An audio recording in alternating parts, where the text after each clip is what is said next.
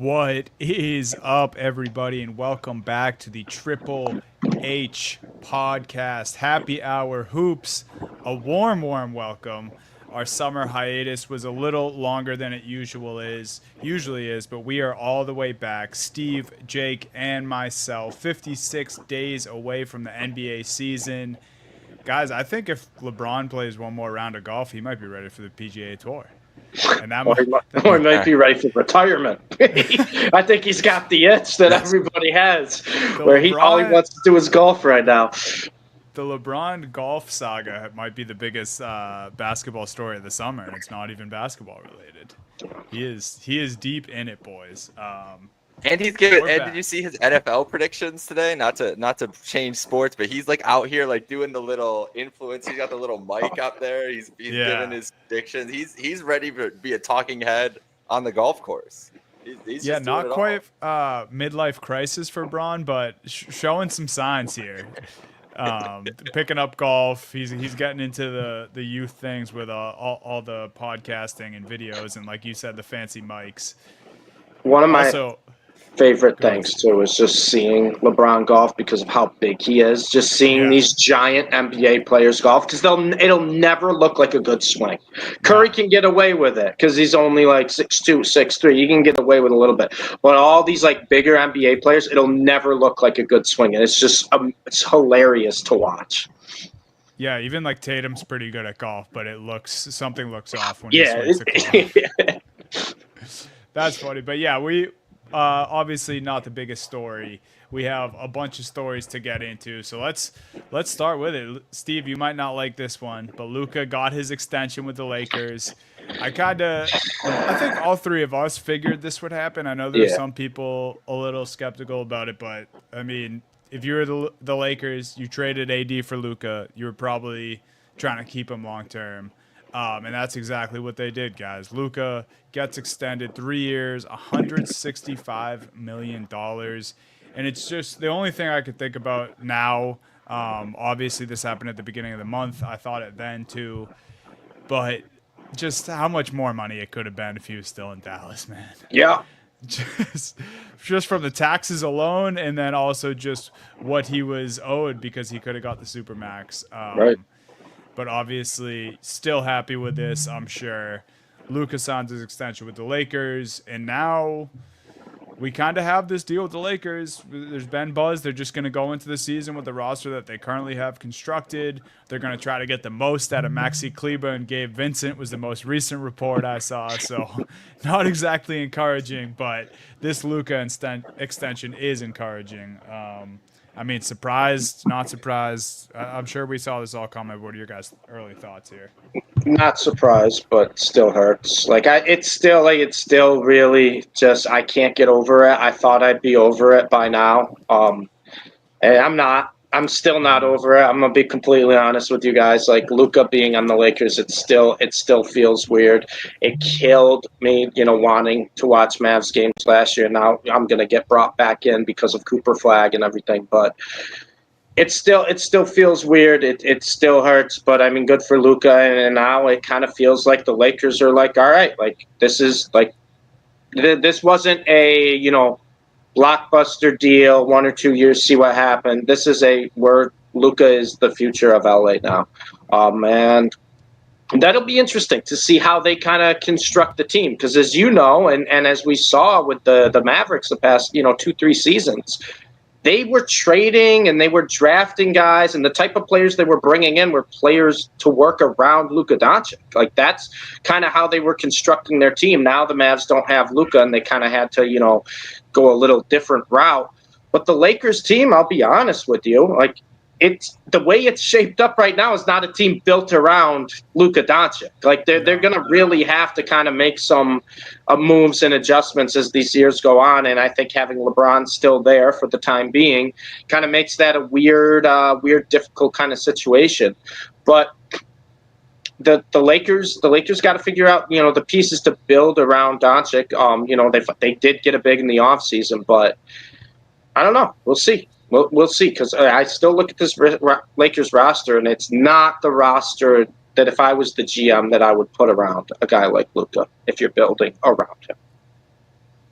I did forget up until like a couple days ago that this team had DeAndre Ayton. Yeah, right. That's another one you don't think about, and that is the type of player, I guess. Like On it's to paper. some degree, yeah, on paper that you want around Luka. The issue with that is just, man, and I said this before our hiatus. It's just so many lazy defenders on this Lakers team right now. Mm-hmm. You got LeBron, who's old right now, who doesn't really want to play defense. Luka, like, he takes plays off. Like, as much as I love Luka, and as much as I try to defend him when he's in the playoffs, and he does try, he takes plays off on defense. Austin Reeves is as maybe as worse of a defender as you can get. And we talk about Luka taking plays off. They traded for a big who is great, but he also loves to take plays off on defense. So it's a really weird situation on the defensive side, and it scares me because this is a Lakers team that I feel like if they don't start hot shooting in games, they're just going to check out, and next thing you know, they've given up 75 points by halftime. It's true. It's true. What else do you want me to say? No, it's true. I think that's too tame. I think this team they're in trouble next year, to be honest, bro. Like, I don't care how skinny Luka looks, because here's the thing, bro. You didn't see his block in Euroball today? No. Hey, 34 he put up. I'll take it, whatever. But listen, you're entering the season with a pissed off LeBron James. Good luck, Los Angeles. Like, to do this whole Luka switch over that they're trying to do, you have to tie up all the loose ends. It's like the mob, bro. Like, you gotta send him with the fishes. Like, he can't keep him around. This is crazy. Like, he might play night. What are the over under on how many days or weeks it takes before we get the first like passive aggressive LeBron comment about Luka Doncic if they start this season? Like, I'll give it 2 weeks. Like, maybe like 2 weeks over under. Wow. There will be drama around this no matter what. And I love that they're just trying to do. I respect it. I love that they're doing it and just, saying, here are the keys, Luka, this is your team. It's Luka, LA, everything else, all that. But I just don't like, even if LeBron doesn't have the same power that he used to have or the same influence in the organization or in the league and everything else, to think he's just going to take this lying down going into the season, like he's never done that before. So I just think they've set themselves up, A, with everything you said about the roster, and B, everything about the chemistry with this team. And we've never seen Luka get pressed like that. How's Luka going to respond? Luka's an ornery motherfucker himself too. That, like, you could just start a feud between two of the best, most temperamental players in the league, and good luck. So I'm just, putting LeBron and AD together was an outstanding move by Rob Pelinka 5-6 years ago. They won a title, and you can call it a success from that point. But since then, at this point, like, the LeBron thing, whoever's been in charge, it just hasn't ever been smooth, and it just feels like they are just doubling down on the chaos going into this season. So, hey, good for the future, but this year is going to be rocky as hell no matter what happens at this point. Because I thought if LeBron was going to be gone, he'd be gone by now. Maybe it happens in September. Maybe it is a thing really late before. It doesn't feel like LeBron's right before the season move type of guy. But the next touch point is, how does camp go, right? Like when they both report to camp, are they going to be locked arm in arm, walking in, doing whatever they're going to do, or is that where we're going to start hearing some rumblings going on? Because it's been awfully quiet since during our time off. How many different times were there LeBron tweets or LeBron Instagram stories from, a golf course in Cleveland and with the welcome home hat and all this other stuff. Working out in the Clippers gym. Working out in Cleveland too. Like he clearly was trying to. Did you guys see Ty Lue's comment about that, by the way? No. He was asked in an interview about like his thoughts on LeBron working out in the Clippers gym. And I don't want to misquote him, so it's not an exact quote, but something along the lines of like, I can't speak on that. So strange. I mean, that just might be Ty Lue not wanting to get involved in the LeBron mess. He's been there, done that, but interesting to say the least.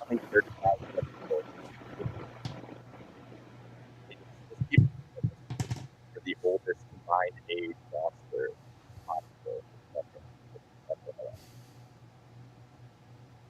Jake, your mic's skipping a little bit there. Yeah, you might cut out at the end there, Jake. I think he's talking about the age of the Clippers. And Yes. Yeah, all right. That is what I was saying, yes. And if LeBron were to join that group, I mean, that would be the Los Angeles retirement home at that point, dude. They might still be better than the Lakers, though. Yeah. So are you guys under the impression that even if there were major tweaks to the roster, but Luka and LeBron were on the same team, like you guys just don't really think this works regardless?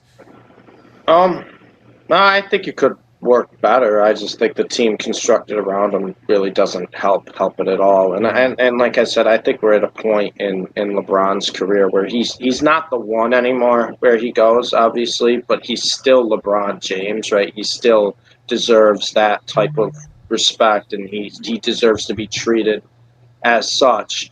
And it's weird when you bring in a guy like Luka, who's got that kind of alpha personality, and he's a guy who's not afraid to, keep to speak his mind too. And Luka, got a ton of backlash this past season, and Luka remembers that. Like he was heartbroken getting traded away from Dallas, right? And then having just basically all of Dallas, like ownership and management, kind of turn on him for a type of player that was, a generational talent that was kind of becoming Dirk 2.0 for this franchise. And then to see that, I think he took that hard. I think he took that personally. And, that might give him a chip on his shoulder this year. But I feel like Luka now is at the point where he's past the heartbroken stage. And it's like, all right, the Lakers are my team now. And I don't know how LeBron's going to handle that. As long as LeBron's still around and still playing, regardless of where he goes, I don't even care if he goes to like a Milwaukee, a San Antonio, like dealing with other stars like that, right? Like a Wemby, like a Jan. It doesn't matter what the star power is. It's still LeBron, right? It's still LeBron's team. And I think the Lakers are in that spot where it's Luka's team. They want it to be Luka's team, but you got LeBron James chilling there, and he's apparently not going anywhere right now. I think he learned that, doesn't want to go to Cleveland. He can't golf in the winter in Cleveland. It's cold. It's snowing. He can't do that. He's got to stay somewhere warm. Yeah. And like the other big wrench thrown in this too is the Lakers sold this summer as well. So I think just a lot of uncertainty around this team. I still think they'll be able to compete because we saw it last year. I don't think anyone would say they loved the structure of the Lakers roster after the AD Luka trade. But you have a guy like Luka, presumably will be in much better shape this next season. Obviously, just a more familiarity with the rest of the group and the rest of the team and the players, and not having to rush back off injury or worry about what your old team thinks of you anymore. Like it's almost like a clean slate for Luka. So I think any team that has LeBron and Luka especially on a clean slate still will be able to compete to some level. But I'm with you guys. I think this is still just like a weird situation. Obvious, like we wouldn't have had the summer we just had if LeBron was 100% happy. Right. Like, there's just no way he is. We wouldn't have all the reports. We wouldn't have the cryptic stuff from LeBron himself. So yeah, there's all that, and then the Lakers. It's possible they're just meh. So, any closing thoughts here on LA, or you guys want to move on? We've talked about the Lakers far too long. Far too. I can't. All right, well let's talk about where we can watch them next year, because probably the other biggest story. Out. Yeah, exactly. It's like Sunday ticket, but we're going that way for the NBA now. So obviously we know about the ESPN absorbing Inside the NBA, but you're going to have to watch the NBA all over the place this year because this is just the way television has gone, and it sucks. Peacock, NBC, like I said, ESPN absorbing Inside the NBA, NBA TV, League Pass, obviously Old Faithful that you still have to pay a lot of money to have, but we love League Pass on this show. Is it worth League Pass at this point? I don't know. I'm not even sure how to consume my favorite sport anymore. Right. I really do.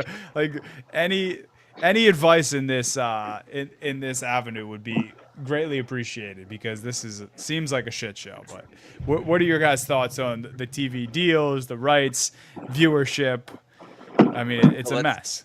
Let's lay it out here. Monday nights, Peacock exclusives, and also the biggest thing about these Peacock exclusives. Well, no, Monday night is a Peacock exclusive.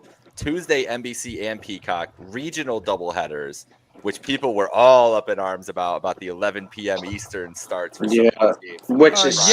Which is ridiculous. That is no. This is two East Coasters talking about this. It's perfect for people on the West. People on the West Coast don't want to watch these games at 5:00.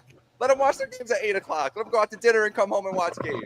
Y'all have been living. I'm not saying it. I'm not saying all the time. No. Don't think I'm saying 8 o'clock. Can we start at 10 p.m. Eastern? Yeah. Can I just get 10? No. 7 p.m.? So what do you mean, no? You're always talking at 7 p.m. Bro. Oh, have a 5-hour energy. Don't even, first off, don't talk to me about stay up. I'm always up watching these games. I don't want to hear it. I am West Coast Steve. You know that. I always love watching the West Coast late night games. I'm always talking about it in the group chat when you guys are asleep. So don't try to call me out for stay up. All right? But secondly, 11 p.m. is crazy. 10 p.m., 7 p.m. on the West Coast, that's fine. 11 p.m. just isn't even feasible for me. I have to be up at 5 a.m. That's crazy. We got games that in at 1:30 in the morning. Give me a break. Give me a break. You think that's good for ratings too? What happened to Pac-12 after dark? You love Pac-12 after dark. I love Pac-12 after dark. But you know what? You know what ratings are in the gutter? Pac-12 after dark. Pac-12 after dark. That's why they put the bigger games on.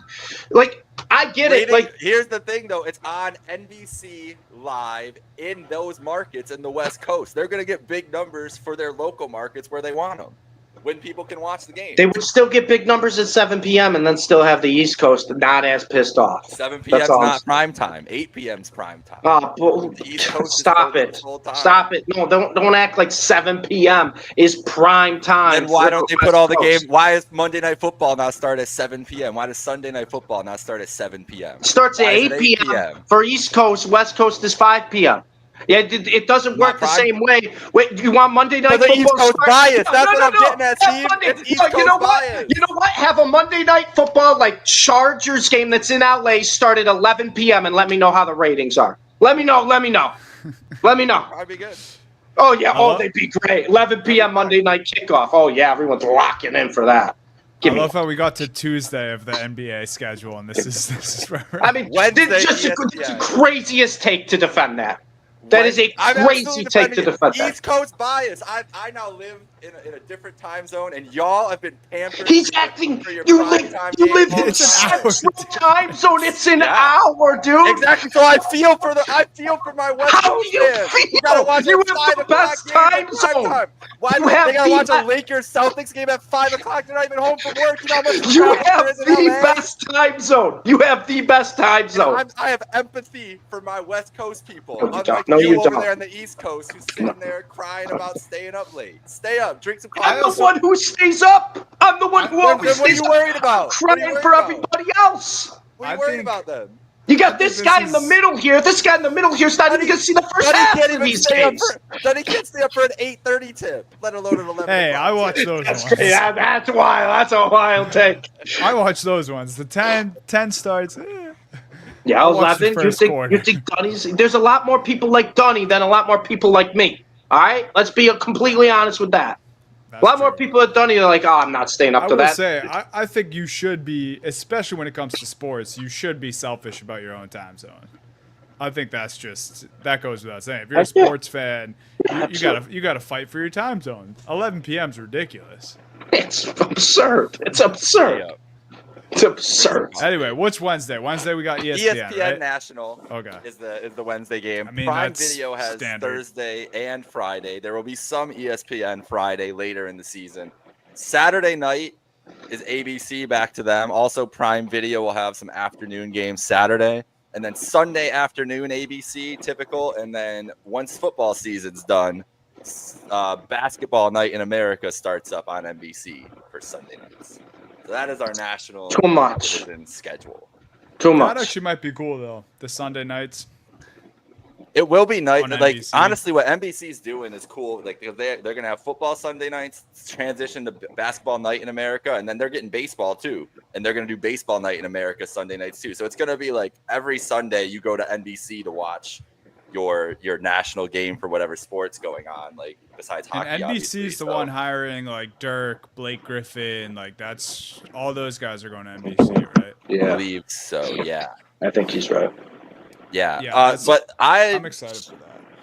Like for you guys, I mean, for me, well, maybe Steve's probably a little bit different here too because of like him with League Pass and everything else. But like for you, Dunny, like I don't know if League Pass is honestly worth it at all. Like if you get a game, if you get to watch a couple games nationally every night, and you get the Celtics with your normal, like Comcast or whatever you guys have out there, like package, like and plus NBA TV is gonna, have their simulcast and everything that they do. It's like, unless you're like desperate to watch, Kings Trailblazers on Thursday nights, like it's probably not the same. Like for me, I'm gonna have to get League Pass because I can't watch the Cavs games no matter what here. Like, so that's a different thing. But like, if you're a fan local in your market who can see your games, I don't see what the appeal for League Pass is anymore, honestly, unless you're like desperate. It's kind of how I feel. These Peacock and Prime Video games, like, are those gonna count as like a national broadcast would, like how League Pass excludes those? Like, I don't. I would assume. I would assume. I would guess at least Prime would be for sure. Right. I would assume Peacock too. If that wasn't the case, I think League Pass would still be worth it. But yeah, if those are going to be treated like national broadcast games on regular television, then it doesn't seem like it. Well, especially for you, Dunny, a team like the Celtics that will get, I know they don't have. I was going to say it's tough. Roster. This is going to be like their least national games in like the past decade. They're still going to get, more your national games than your average team, right? They're, obviously, so. That's where it's tough, and I think you're right, Jake, where that's where you have to kind of look at your NBA fandom and be like, all right, which team am I a fan of? Like, how many games do I think they'll get nationally? How many games do I think they'll get at these services? Is League Pass worth it? If you're a true basketball junkie and you just want to watch games, then I think League Pass is going to be fine because you'll still have those, teams no one cares about that are fun games to watch. But ultimately, I think this kind of hurts having it in so many different places because I don't want to be like old man Cap on here.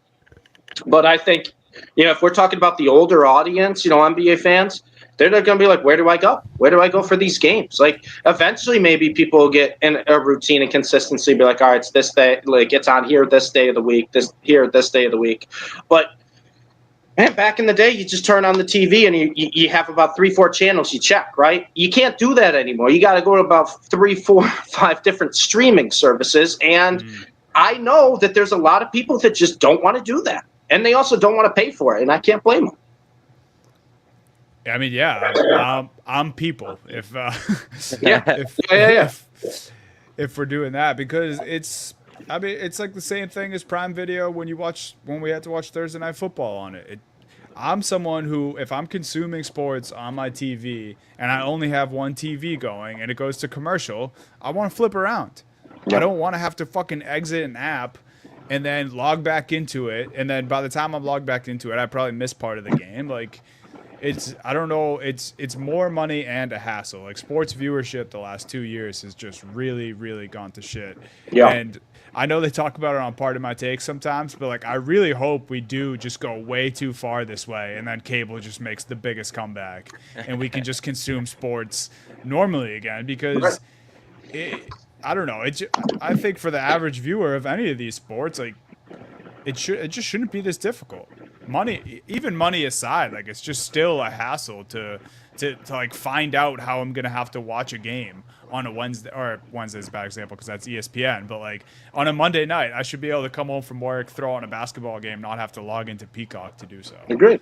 Well, you saw, and this doesn't relate to basketball because they don't have it on here, but you saw the people panicking where YouTube TV was in contract with Fox.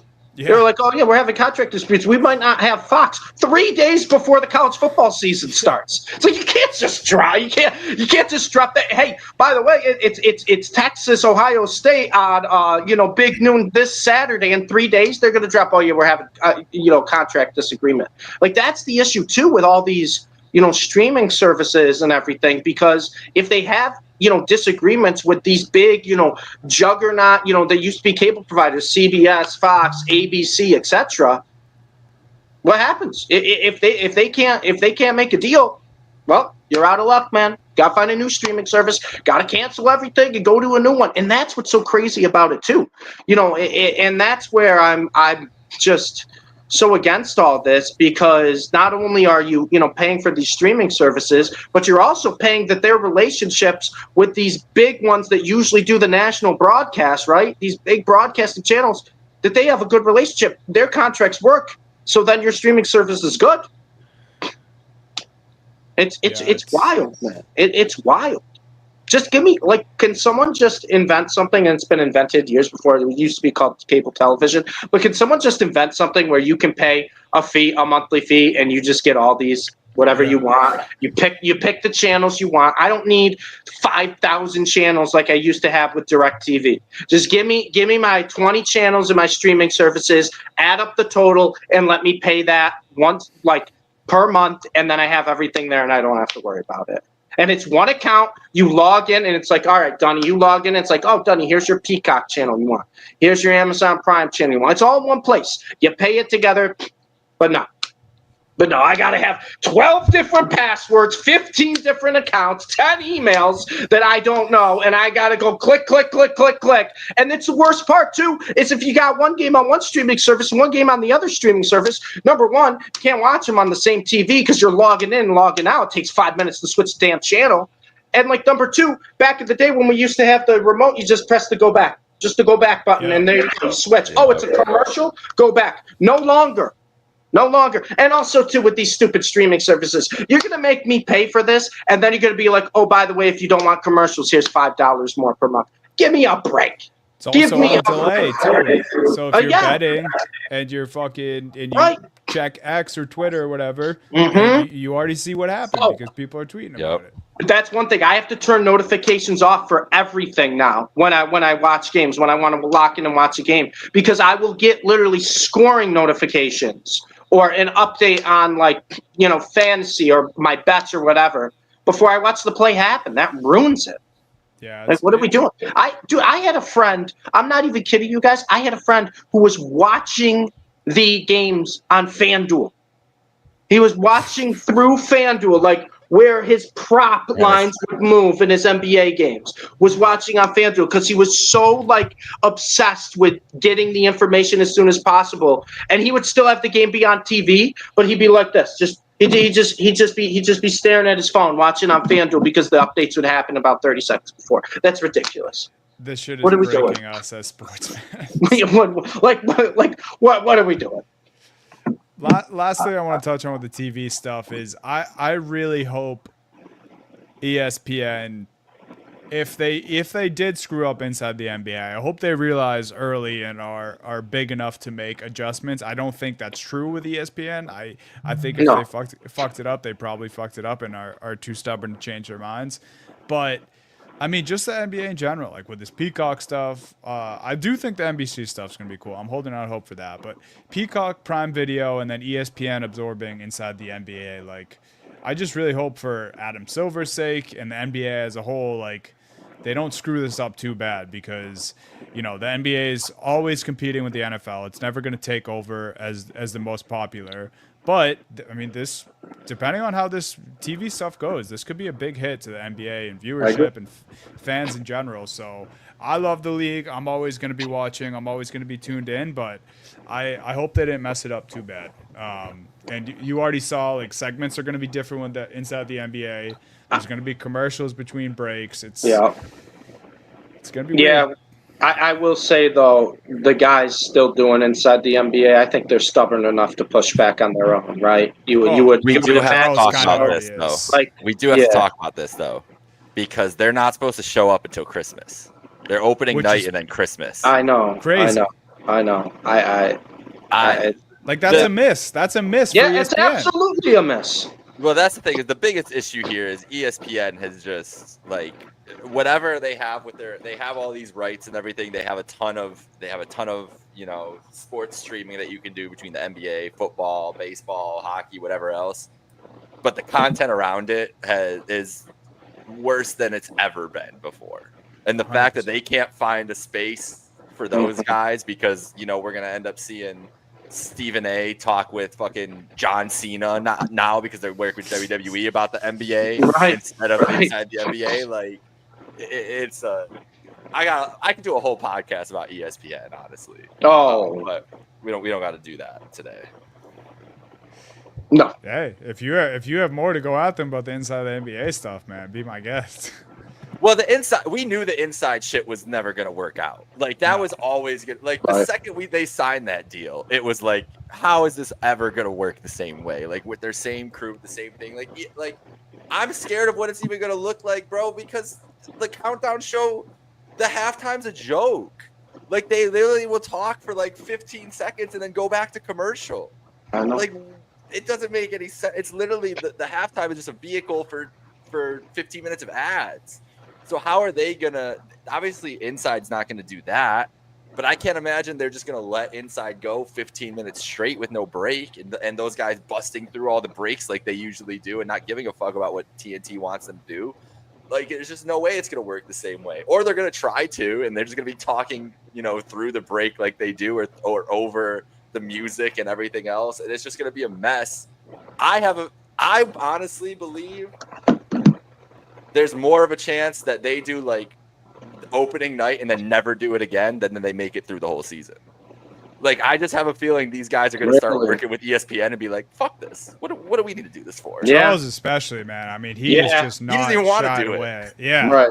No. He's doing it for the fans, and he's doing it for the rest of the guys and the rest of their crew. But yeah, it's strange, man. It's really strange.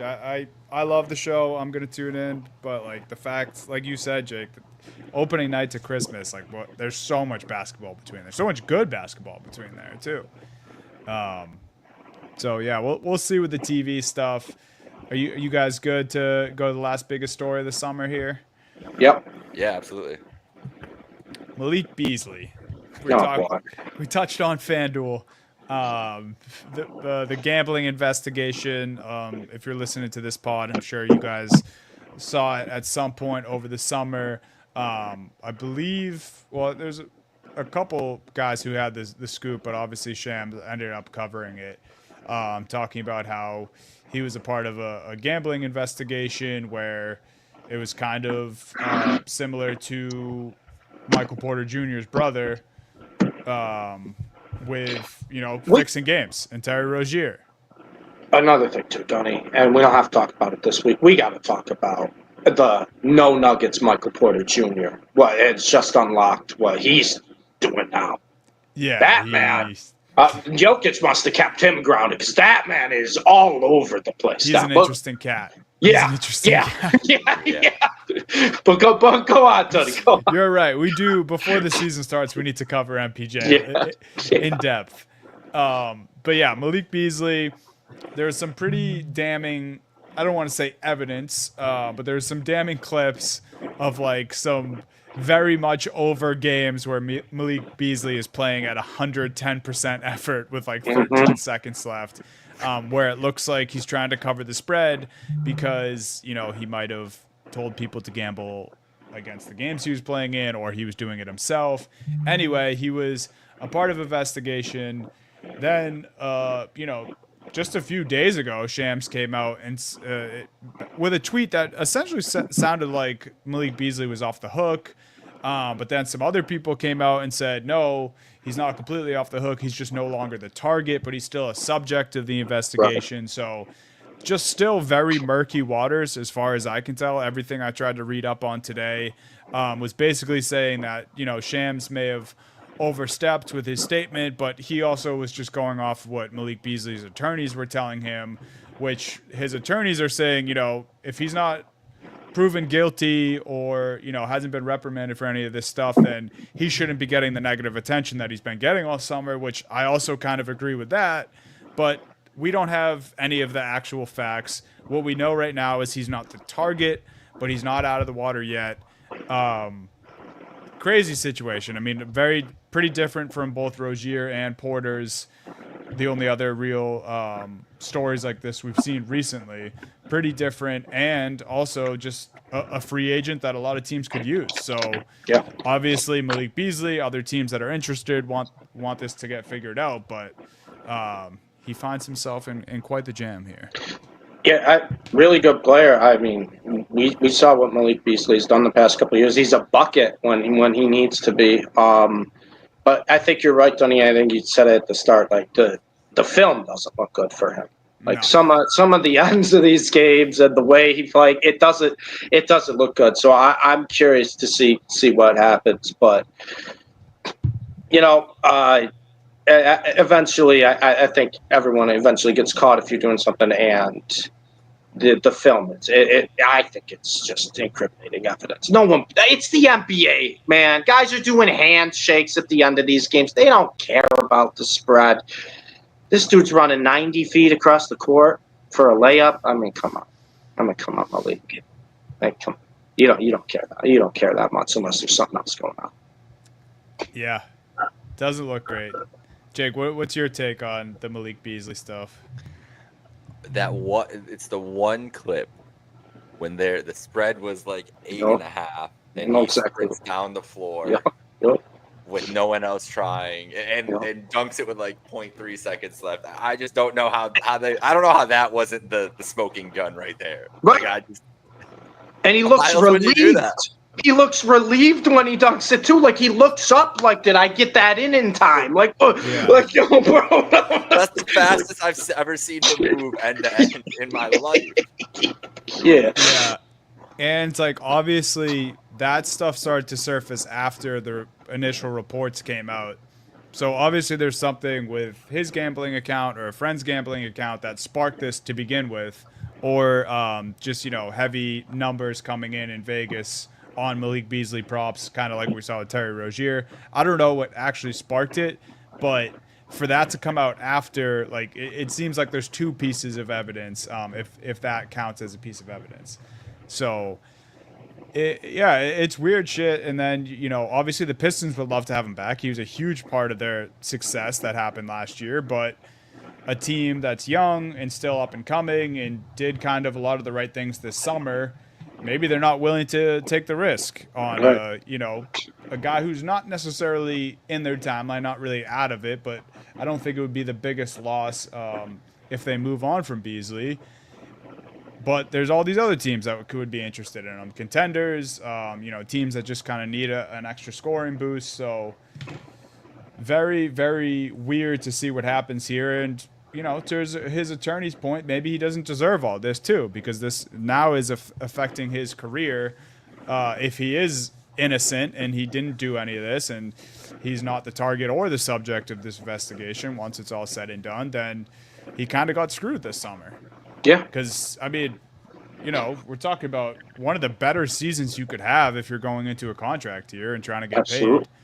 So it's unfortunate for Beasley if he didn't do any of this, but like we said, some not great footage out there. So I don't really know what to think about this. Yeah, I'm right there with you. I like I said, I think Jake, that clip, just you can't if you're Malik Beasley and they bring that up, what do you say? How do you argue against it? You just can't, man. No, you can't. You can't.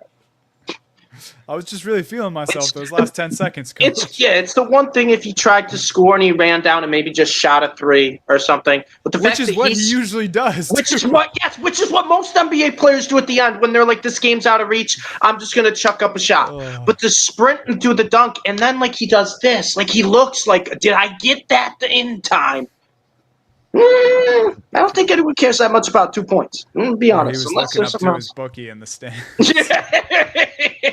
Call it off, man. Call it off, man.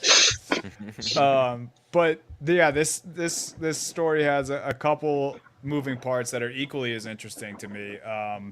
Is he guilty, and where does he end up? Because if he's not, what an interesting domino right before the season starts. Because we're about a month and a half away now, and or I guess a little more, closer to 2 months. But very, very exciting stuff. If he's not guilty and doesn't return to the Pistons, I think that could sway some things, because you have a weird Western Conference this year, and then, like we talked about, a pretty wide open Eastern Conference. So Beasley, whichever way he goes, if he's not guilty, could shift a lot of things.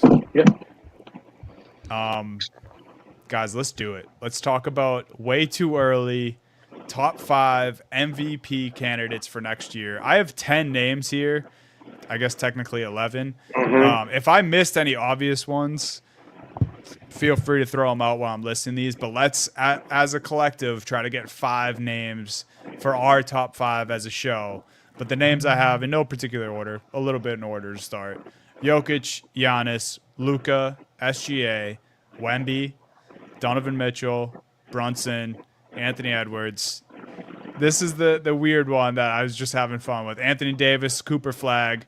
And then many may not agree with this one. I don't think he will end the season as MVP. Like, I'm not calling my shot on Jaylen Brown here, but I do think there'll be parts of the season where Jaylen Brown will be in the MVP discussion, just because the level we know he's capable of playing at, and then obviously the absence of Tatum. There's 2 names. I don't think they'll win MVP, but just 2 names I want to float out there. Yeah, let's do it. The first one's Cade Cunningham, man. He really carried a bad Pistons team, to the playoffs, and he really, really took off in the second half of the season. And he's a guy that, I think is going to be able to put up stats, not on the level of a guy like Luka, or you're right, but kind of in that category where he can flirt with averaging almost a triple-double and getting near maybe, high 20s points per game. And then the other one here, and everyone hates this guy, and everyone loves to hate on this player, but I'm going to talk more about this as the season starts. I think one of my biggest teams that I think is really going to not even shock people, but be really good this year is the Atlanta Hawks. And I think with Risha Shea jumping up, Jalen Johnson, I think Trae Young has the potential to average 30 points, 12 assists. And just that alone in stats is going to get people to notice. And I know people hate on him. I know they say he's horrible defensively. But I think this is, and I've said this multiple times, that I think this is the year in the East where the doors are kind of wide open. I love the look and makeup of this Atlanta Hawks team. I love the youth. And I think you have to have kind of, a star player to, really put this team over the top. And Trae Young has been a star. People just don't care because the Hawks haven't been good. But let's talk, well, not good, but you know what I mean. They've been that middling bubble NBA team level. Let's talk about it. If the Hawks have a 55-win season and Trae Young's putting up the, numbers he has, and he's been great statistically, it's another guy who, will get mentioned. The issue, and the reason I say that I don't think these guys are going to win, but I want to mention them. The issue is that you've got just juggernauts at the top where it's going to take a lot for Giannis to not put up crazy numbers. Jokic he had his best statistical season last year. Didn't win the thing because they wanted to give it to Shea, which is fine. I understand it. Shea had a great year. I'm not taking away from that. But Jokic isn't getting worse anytime soon, right?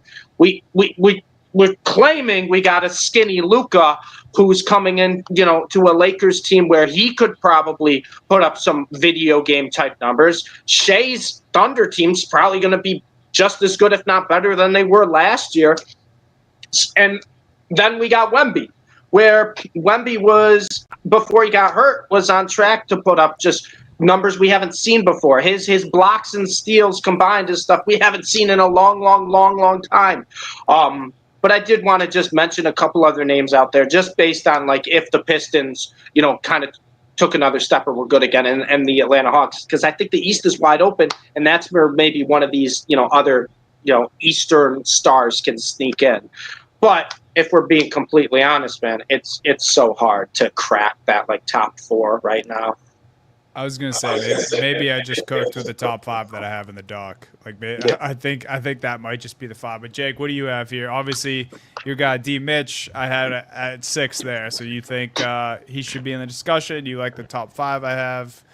Any guys we missed? I don't think Mitchell's going to be there because I think Mobley is going to be better than last year, and that's going to get a takeaway from the Mitchell thing. Mm-hmm. I don't think Luka's going to be this high because we talked about earlier. I think that team's going to be just a shit show, and they're not going to be good enough for it. It's probably Jokic and SGA again. Honestly, if we're being real, and I would have picked Jokic last year. If Jokic does if he's similar to what he did last year, he should be MVP. Once again, I mean, he's been the best player in basketball for 3-4 years now. So I think he's just got to be the preemptive guy there. Giannis is obviously a guy to he's on a mission. Like Giannis is angry. We know that. So I'm interested to see what he kind of looks like. I think Wemby probably a little too soon. I'm never going to say Jalen Brunson out of principle. So there's that. I love it. I really think it's SGA and Jokic and then the field. I think we're just going to be back in the same position as we were. Kind of agree. I think you got to put Giannis though. I don't think it's disrespectful to say Giannis is in the field. I think he's up there. That's fair. I agree with that. Not disrespectful that we're not talking about Steph here, right? The Warriors aren't. No, I don't think they'll be good enough where he can. Maybe we should mention KD. I was just going to say that. I thought about it. It could be easy mode for KD. Earlier. Yeah. Could be easy mode for him with the way that team's shaped up around him. KD could just turn into I'm just going to be a scoring machine. Again. Yeah, and if they get like 60 wins or something, right? And he's averaging his normal 28. Yeah. No, that's what I was going to mention too. I think that's the only other name I can think of right now. But yeah, I think the problem with the NBA MVP, and there's nothing wrong with it. It's just that the top, 4 or 5 guys just put up numbers that are just so ridiculous. It's so hard for these other guys to crack into it. Like they got to do something really special, or their team has to take a giant leap. And it's just. Even if they do that, man, like look at what Jokic did last year. Like he's gonna do something similar to that again. SG had to go crazy, and the Thunder had to have like a historically good season. And people were still, myself included, Dunny, you included, were saying Jokic will get it. Jokic should get it. Yeah. Like so it's just so hard to crack into that like top 3. But so let's I'm with you guys. I personally think. And I might bet this. Like I think Jokic is just going to win the MVP next year. A couple things. I think he should have won last year, like we just said. And 2, the Nuggets, in my opinion, got a whole shit ton better this offseason. So I think that's only going to be help. Like this past year, it was tough because OKC just had that 1 seed cemented, and SGA obviously had an amazing season. Like me saying Jokic should have won.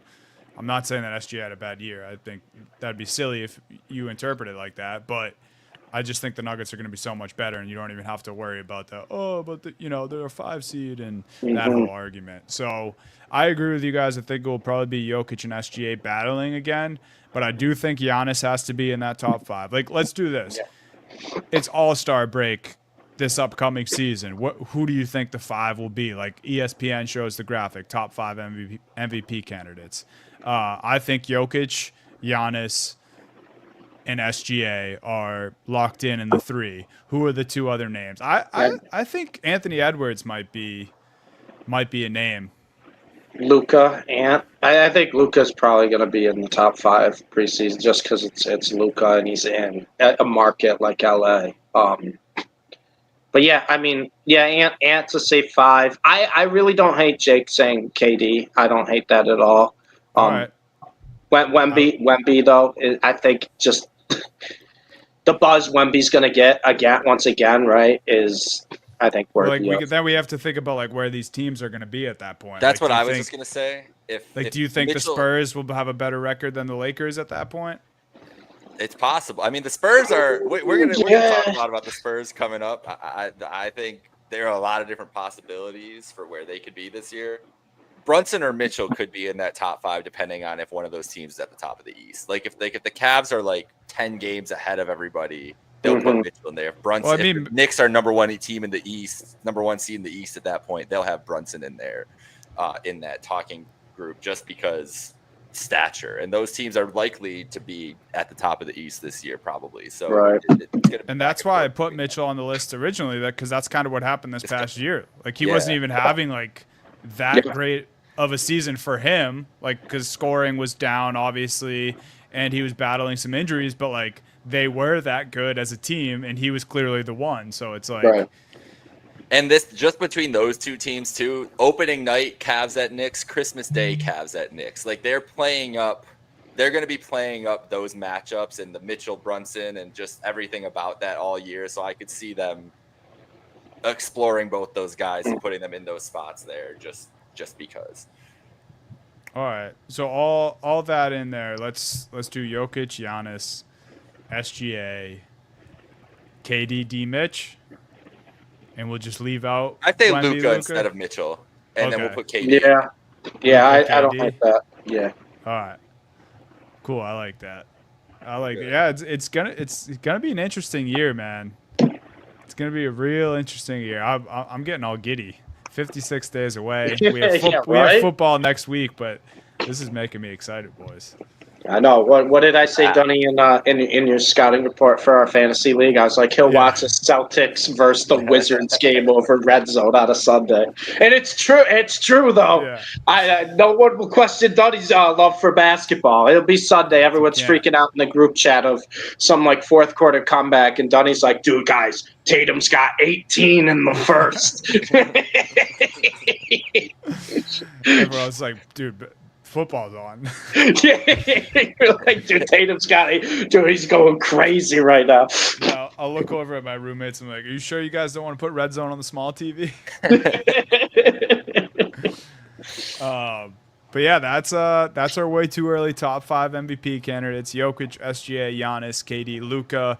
We were gonna end the show with an old man rant of the week, but I honestly think we covered it with the TV schedule. That was a nice one right there. So these two old men to the right on the screen can't stay up past midnight. I'm not doing this again, but I stay up later than anybody. I don't want to hear that. I'm trying on behalf of everyone else. If we're talking even time, I'd love to see if we stay up. I bet you I'm at 11:30 Central Time. You're probably in bed by 12:30 Eastern Time. No, I'm not. That's the worst part. Well, once we get sports betting season and we got college basketball games too, tipping at like 11:30. I remember one of my favorite tweets ever is when I was tweeting about Utah Valley, Seattle college basketball game that went into triple overtime, I think it was. I was tweeting about it at 2 a.m. and I sent that tweet. I woke up, I looked at it. I was like, Steve, what are you doing? No one else is watching that game. You got alumni probably not watching that game. What are we talking about? So don't question me about staying up. I'll be staying up, and don't worry, I'll be texting the group chat when there's something crazy in like the Trailblazers Kings game, and I'll get crickets back. So I don't want to hear it, Jake. I don't want to hear it. I'm just trying to be a man of the people and know that there's a lot of fellow East Coasters that are just like, man, how am I going to watch these games? Missing their prime time. Yeah, no, oh no. I love it. Obviously, Happy Hour Hoops is back this week in a big way.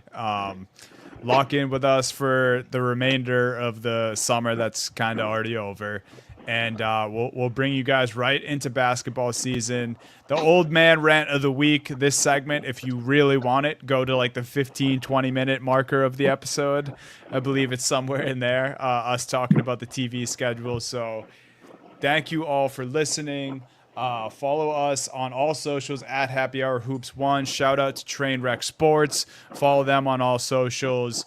Follow or subscribe to the Trainwreck Sports YouTube channel. You can watch and listen to us there.